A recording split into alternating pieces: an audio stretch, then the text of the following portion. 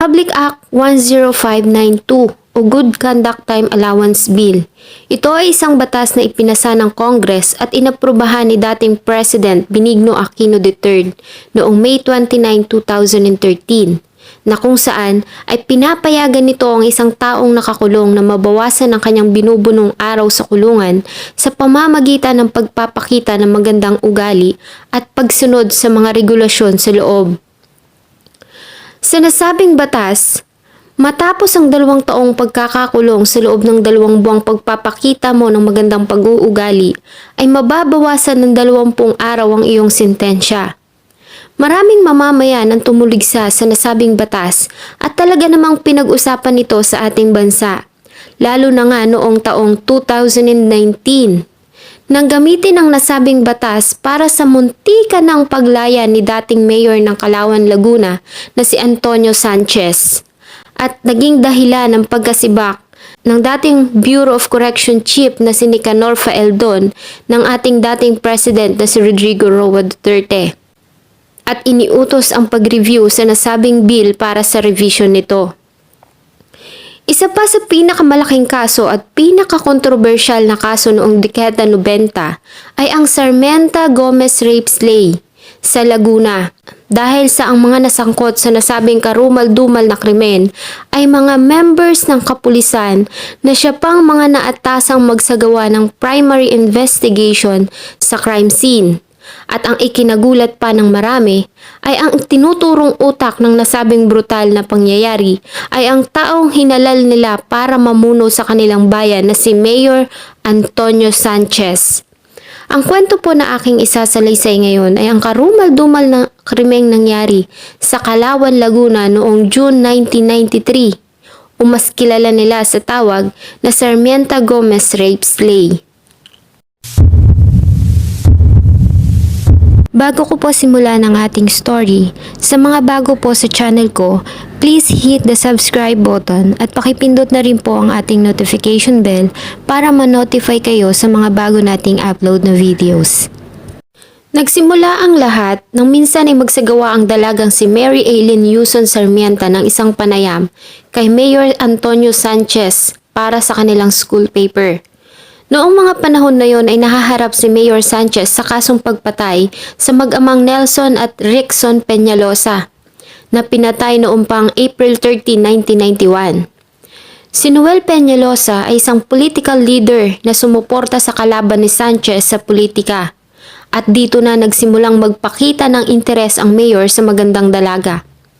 Si Aileen Sarmiento at Alan Gomez ay malimit makita na magkasama sa UP Los Baños na naglalaro ng board at card games. Pareho kasi ang mga ito na nasa College of Agriculture kahit pa nga magkaiba ang kanilang mga kinukuhang major. Si Aileen Sarmiento ay graduating student na at major sa Food and Nutrition ng mga malalaking hayop. Si Alan Gomez naman ay senior student majoring in beef production. At members din sila ng sorority at fraternity na Sigma Delta at Upsilon Sigma Pi.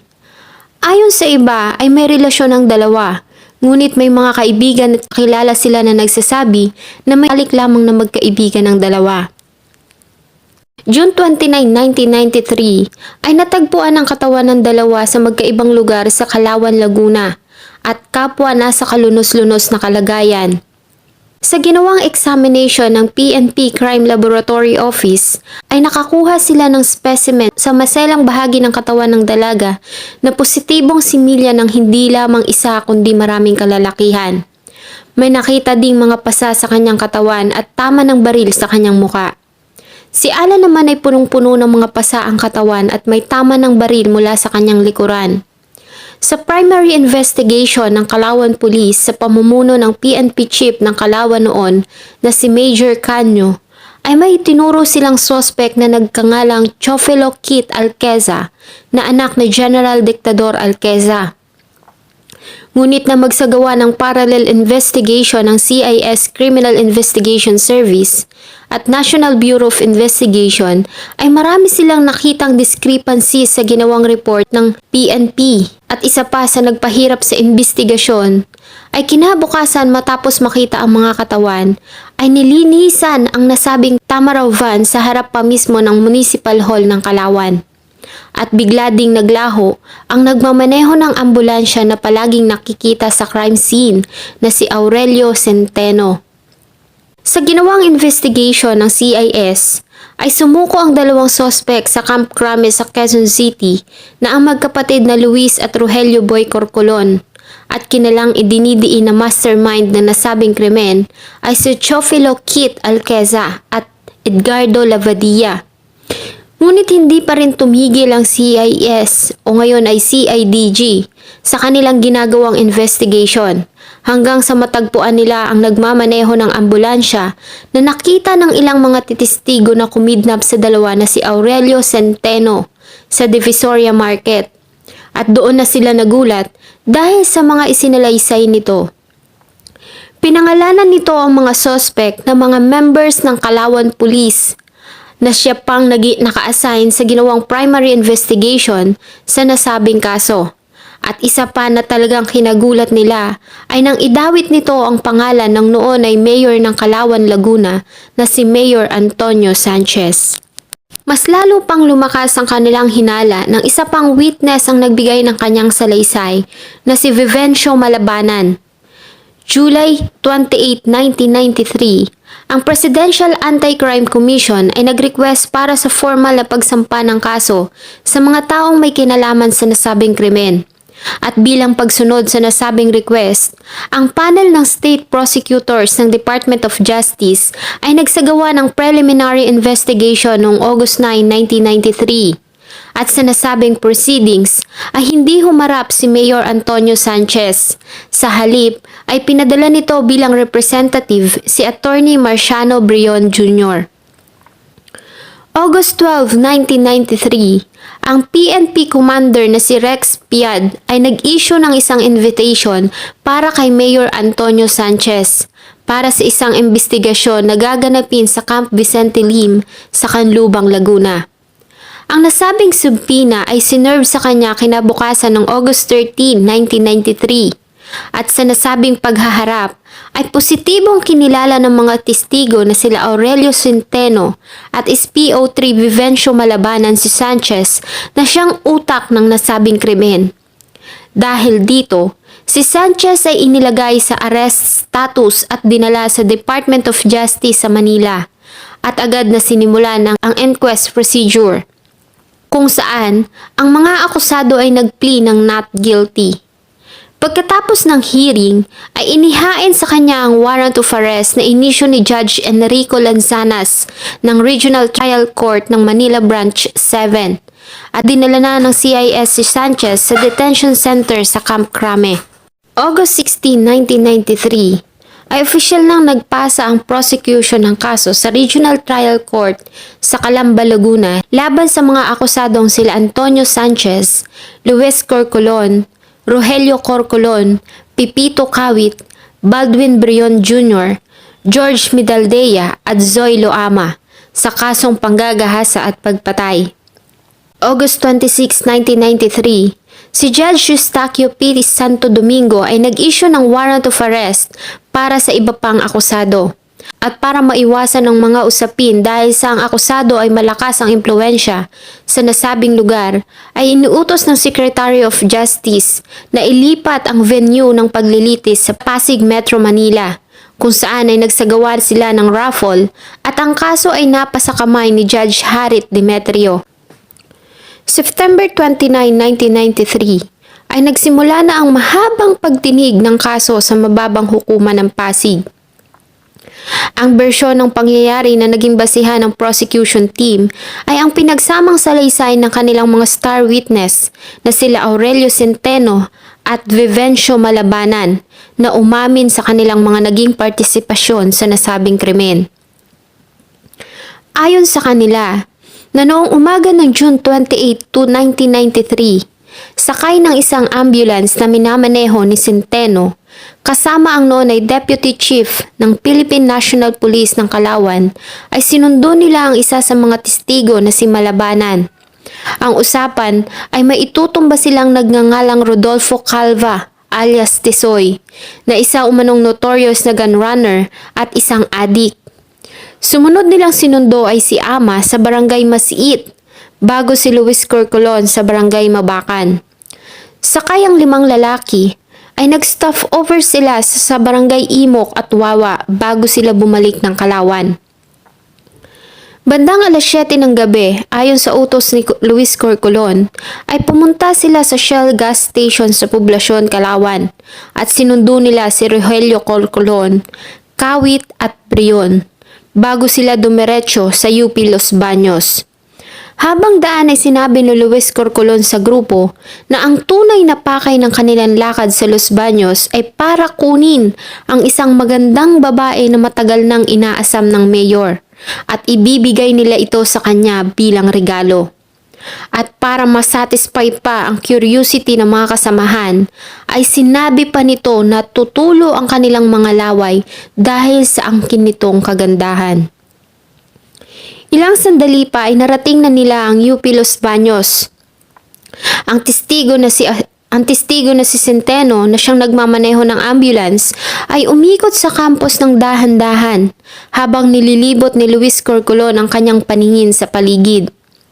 Dahil sa bigo na makita ang pakay, ay iniutos ni Luis Corcolon kay Centeno na dahan-dahang magmaneho palabas ng university compound at huminto sa vicinity ng Agrix Complex, kung saan bumaba ng ambulance si Luis, Boy, Ama, Brion at Kawit. Masok ang mga ito sa loob ng Agrix Complex.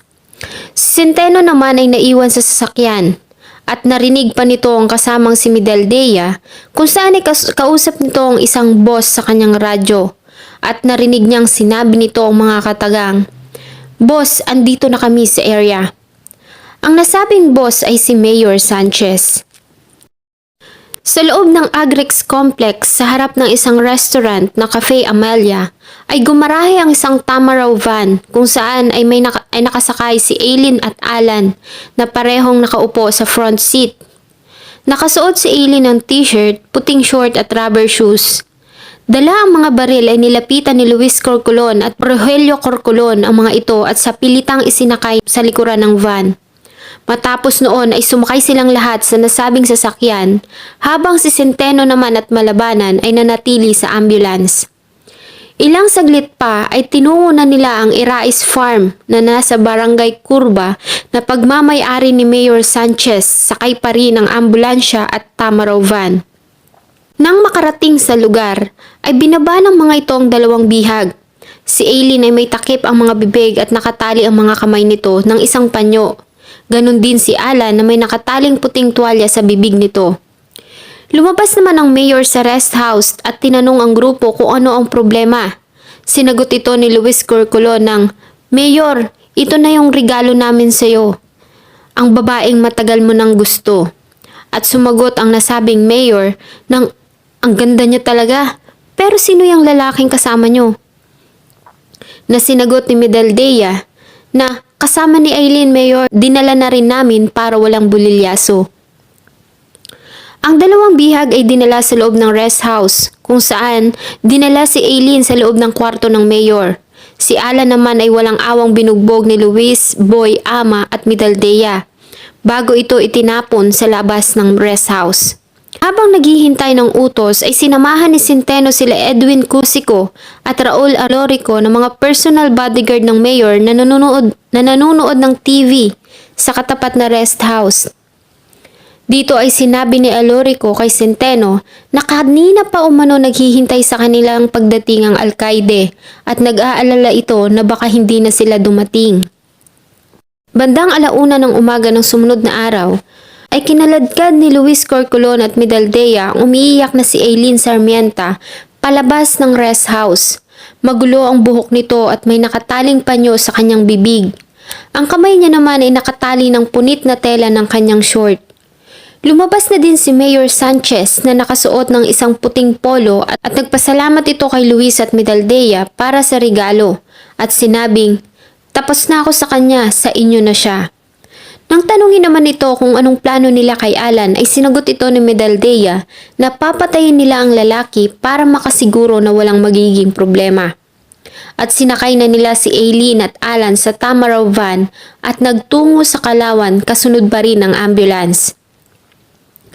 Habang tinatahak nila ang daan patungong Kalawan, ay napansin ni Centeno na nagmamaneho ng ambulance na paggewang-gewang ang takbo ng Tamaraw van sa kanilang unahan at maya-maya pa ay may narinig na siya na putok ng baril mula sa loob nito. Huminto ang Tamaraw van at hinila ni Pipito Kawit si Alan na duguan pababa ng sasakyan at muli itong binaril ng Armalite bago umalis na muli ang Tamaraw van at ambulance papalayo sa lugar.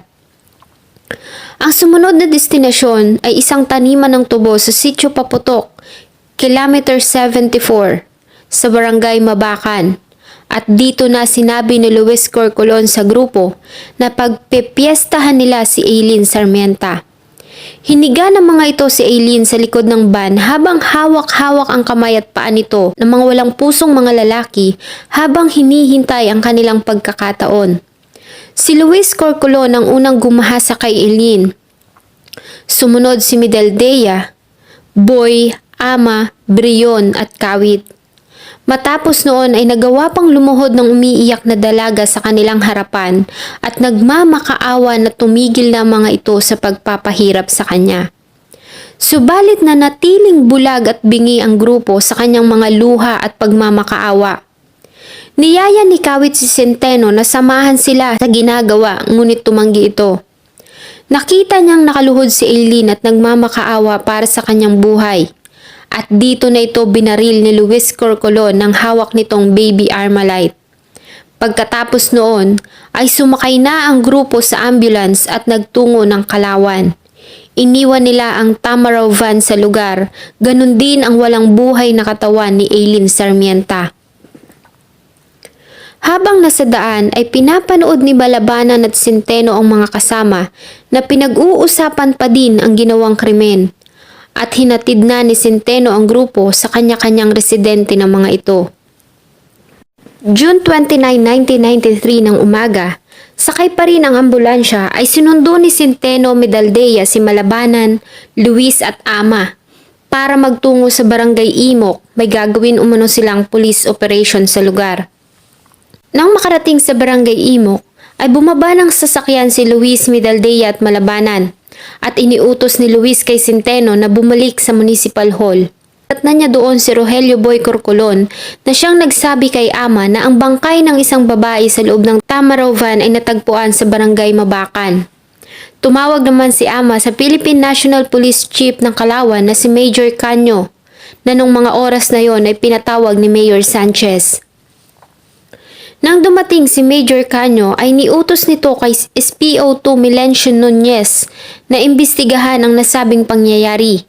Nakatanggap naman ng utos si Centeno para sunduin niya ang mga kasamahang sila Malabanan, Luis at Medaldea sa Barangay Imok at nagtungo ang grupo sa Barangay Mabacan kung saan natagpuan ang katawan ni Aileen Sarmienta. Nandoon pa din ang walang buhay na katawan ng dalaga na nasa kalunos-lunos na kalagayan. May tama ito ng baril sa muka at may panyo sa kanyang bibig. Ang kanyang suot na melon-colored Giordano t-shirt ay nakataas at ang kanyang pangibabang suot ay nakababa sa isang parte ng kanyang hita. Kaya naman nakalabas ang masiselang parte ng kanyang katawan. Ibinaba ni Medaldea ang suot nitong damit at itinaas ang kanyang pangibaba para matakpan ang hubad nitong katawan. Bago nila ito inilagay sa isang sackcloth. Matapos noon ay niskorta ng grupo ang Tamaraw van kung saan ay nakasakay ang katawan ni Aileen Sarmienta papuntang UP Los Baños campus. Nagkagulo ang mga estudyante sa nasabing area at kinilala nila na ang nasabing bangkay ay si Aileen Sarmienta, 21 years old na graduating student ng UPLB sa College of Agriculture na may major in Food and Nutrition. At maya-maya pa, ay dumating na din ang katawan ng isang lalaki na kinilalang si Alan Gomez, 19 years old na senior student ng UPLB sa College of Agriculture and Beef Production. Nang dalhin ang mga katawan ni Aileen Sarmienta at Alan Gomez sa Kalawan Municipal Hall, ay nadatna nila Centeno ang prisoner na nagngangalang Arnold na nililinis na ang Tamaraw van. Samantala, Si Malabanan, Ama at Medaldea naman, sa pareho pa ding araw, June 29, ay nagtungo sa Barangay Imok kung saan nakita ang katawan ni Alan Gomez at nagsagawa sila ng investigasyon. Nagtanong-tanong sila sa mga residente sa lugar tungkol sa posibleng nakakita ng nasabing pangyayari. Nakakuha din sila ng basyo ng bala ng Armalite sa lugar at ibinigay ni Malabanan kay Major Canyo nang dumating sila sa police station. Kinahapunan ay tinungo nila Malabanan, Ama at Medaldea ang bahay ni Mayor Sanchez sa Laguna Bay, kasama si SPO3 Rizal de Belen. Sinabi ni Medaldea sa Mayor na may taong mula sa SCIS and BI ang nasa lugar at nagsasagawa din ng investigasyon. Nagalit ang mayor at sinisi sila dahil sa hindi umano nila ginamit ang kanilang mga utak. Ngunit makalipas ang ilang sandali ay kumalma ito at siniguro sa kanila na kaya niyang ayusin ang problema. At sinabi pa umano nitong maaayos niya ang problema gamit ang pera na para lamang umano siyang bumili ng isang bagong sasakyan. Kinabukasan June 30, sa utos pa din ni Mayor Sanchez, ay binigay ni Medaldea kay Major Canyo ang isang puting short. Nang tanungin ni Malabanan si Medaldea kung kanino ang nasabing short, ay sumagot ito na ito ay pagmamay-ari ni Aileen Sarmienta at gusto ni Mayor Sanchez na ibigay niya ito kay Major Canyo. Sa pareho pa ding araw ay pumunta si Centeno sa bahay ni Mayor Sanchez sa Kalawan dahil sa nag-aalala siya dahil sa lumabas na report na siya ang nagmamaneho ng ambulance na na-involve sa nasabing kaso. Ayon kay Centeno, ay inabutan siya ni Mayor Sanchez ng 2,000 piso at sinabihan siya nito na manahimik at magtago. Ayon sa kanya, ay nakita siya ng CIS agents sa Divisoria Market noong August 10, 1993. Si Malabanan naman, Medaldea at Ama ay dinala sa PNP Santa Cruz Command dahil sa ginawang paglilinis sa Tamaraw van. Ang defense ay may kanya-kanya ding version ng kanilang mga testimonya at lahat sila ay tinuturo na ang dapat na nililitis ay ang binatang nagngangalang Chofilo Kit Alqueza na siyang tinuturo nilang suspect sa nasabing krimen. Ayon ito sa kanilang ginawang investigation. Ngunit dahil sa walang sapat na ebidensya na nagdidiin dito ay inalis ng CIDG ang pangalan nito sa listahan ng mga suspect. Sa ginawang pagdinig noong January 25, 1995, ay tinanggi ni Sanchez ang allegations laban sa kanya at sinabi pa niya ang mga katagang, "Kahit tadtarin niyo kami ng pinong-pino, wala kaming kasalanan." Ayon kay Mayor Antonio Sanchez na noong June 28, 1993, ay nasa bahay siya ng kanyang karelasyong si Elvira sa Laguna Bay. At nalaman niya ang nasabing krimen na magtungo sa kanyang bahay si Medaldea, Ama at Malabanan. At sinabi din ng mga ito na ang tinuturong sospek ay si Kit Alqueza na kanyang ikinagalit. Kaya naman inutusan niya ang mga ito para magsagawa ng mahigpit na investigasyon at para maiwasan ng whitewash ng kaso. Ayon din sa kanya, sa ginawang investigasyon ng mga PNP at ng kanyang mga tao, ay napasa kamay niya ang isang short at maong na pantalon na kanyang agad na pinabigay kay Major Canyo dahil alam niya na malaki ang maitutulong nito sa kaso. At nang malaman niya na si Chofilo Kit Alqueza ang suspect sa nasabing krimen, ay agad niyang kinausap si Congressman Tingson dahil pamangkin nito si Kit dahil ang ina nito at ang kanyang asawa ay magkapatid. At nangako naman ang congressman na kakausapin nito si General Dictador Alqueza na ng mga panahong iyon ay nasa Davao City. At noong July 12, 1993, ay siya mismo ang nag-facilitate ng ginawang pag-surrender ng kanyang mga tauhan na sila Luis at Boy Corcolon sa Camp Crame dahil sa nasangkot ang mga ito sa nasabing krimen at handang maging star witness laban kay Chofilo Kit Alqueza.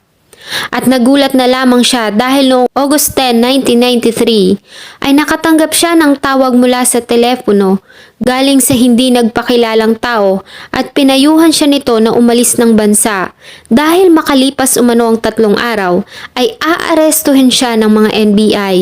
Ngunit hindi niya ito ginawa dahil sa wala naman siyang ginagawang kasalanan. At noon ngang August 13, 1993, ay nakatanggap siya ng subpoena sa kanyang bahay sa Kalawan at dinala siya ng mga CIS sa Camp Vicente Lim kung saan siya ay hinarap ng mga ito sa media at nakita niya na lamang ang sarili na isa na sa mga akusado. Sa kabila ng mga naging salaysay ng grupo ng defense, si Judge Demetrio na siyang humawak ng kaso ay nagpahayag ng satisfaction sa ginawang salaysay ng mga star witness ng prosecution na sila Centeno at Malabanan dahil napagtagumpayan ng mga ito ang hot seat with flying colors.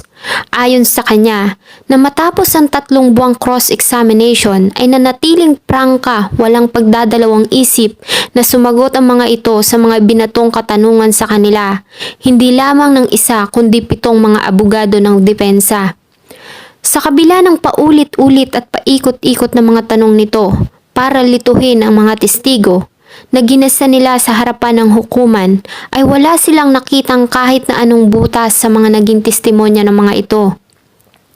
Isama pa na maliban kay Mayor Sanchez na prinisinta sa hukuman ang kanyang anak na si Ave Marie Sanchez at Midaldea na prinisinta ang kanyang kapitbahay na si Anastasia Gulay, ang iba pang mga akusado ay walang prinisintang mga corroborating testimonial evidence para suportahan ang kanilang mga alibis.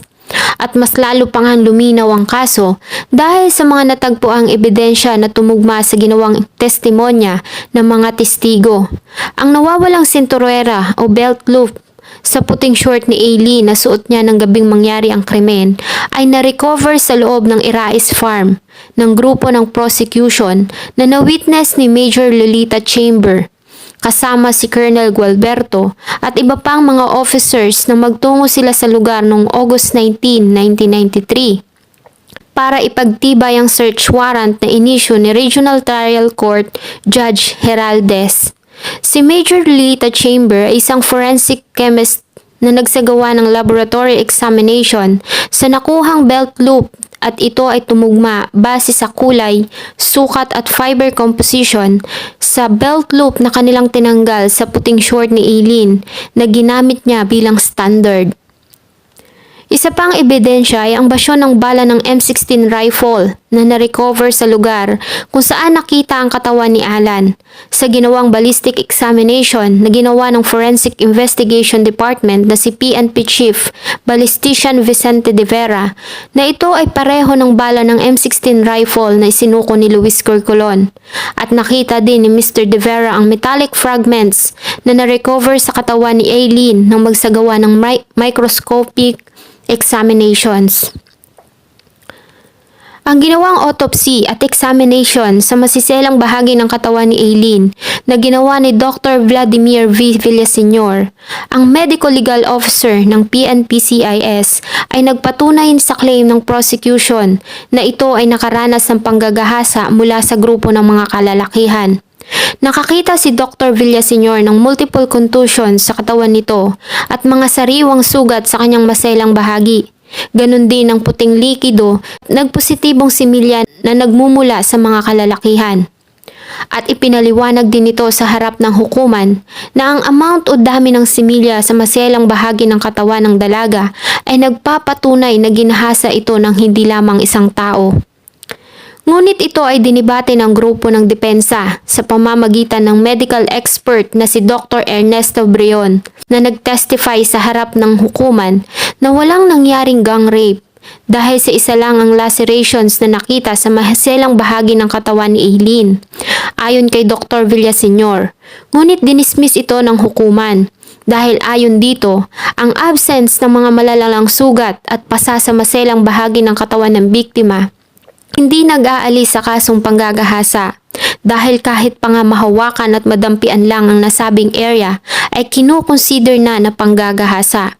Bukod pa dito, si Dr. Ernesto Brion ay uncle by consanguinity ni Mayor Sanchez, kaya naman ang objective ng kanyang ginawang testimonya ay naging questionable.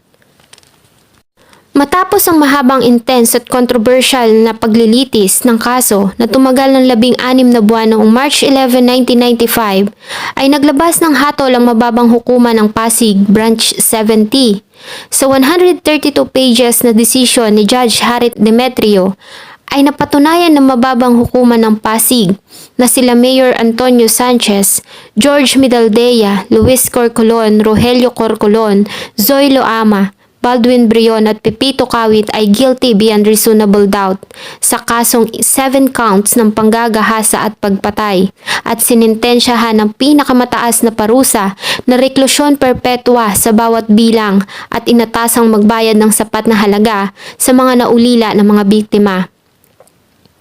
At pinasa na ang kaso sa Court of Appeals para sa pagdinig ng apela. Sa ginawang pagdinig ng Court of Appeals sa kaso ay muli nitong sinangayunan ng naging hatol ng mababang hukuman ng Pasig noong January 25, 1999 at pinasa na ang kaso sa taas na hukuman o Supreme Court para sa review kung tama ba ang binigay na hatol ng mababang hukuman at ng Court of Appeals.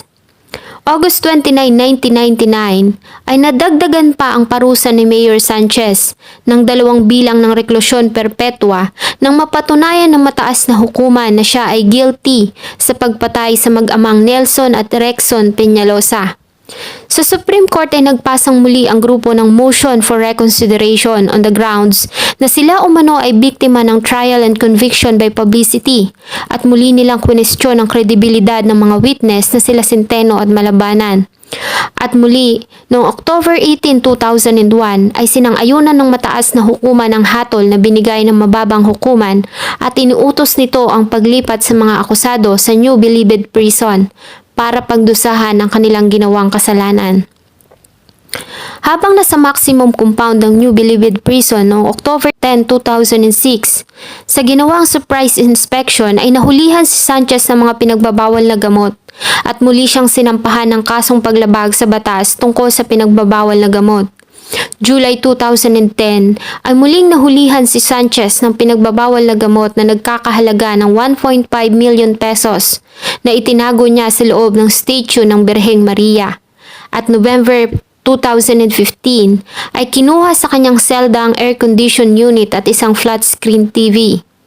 August 20, 2019, sa isang panayam sa media, ayon kay dating Bureau of Corrections Director General Nicanor Faeldon, ay makakalaya na si Sanchez in 2 months dahil sa good conduct time allowance na talaga namang kinagalit ng marami.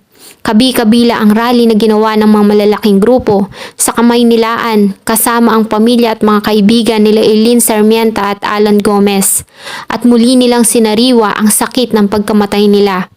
August 21, 2019, ang ina ni Eileen na si Maria Clara Sarmienta ay nagpasa ng apela sa nasabing usapin ng paglaya ni Sanchez. At muling pinag-usapan sa Senado at Kongreso ang pagrebisa ng GCTA law. At noong September 2, 2019, sa ginawang Senate Blue Ribbon Committee ay sinabi ni Faeldon na patay na sila Medaldea, Corcolon at Ama. September 4, 2019 ay sinibak ni dating former President Rodrigo Roa Duterte si Faeldon sa serbisyo dahil sa pag-aproba nito ng muntikan ng pagpapawalang sala kay Sanchez. At noong March 27, 2021, si Sanchez ay inanunsyo na dead on arrival sa New Bilibid Prison Hospital. Hanggang kamatayan ay pinanindigan niya na siya ay walang kasalanan at sa kabila ng mga ebidensya at mga testigong hinarap sa hukuman ay pinagsigawan niya pa rin sa mga tao na siya ay inosente. Sana po ay nagustuhan nyo ang isa na namang malungkot na kwento na akin pong ibinahagi. Salamat po for staying and the continuous support in spite of all imperfections in my channel. Thank you so much po and see you in my next video.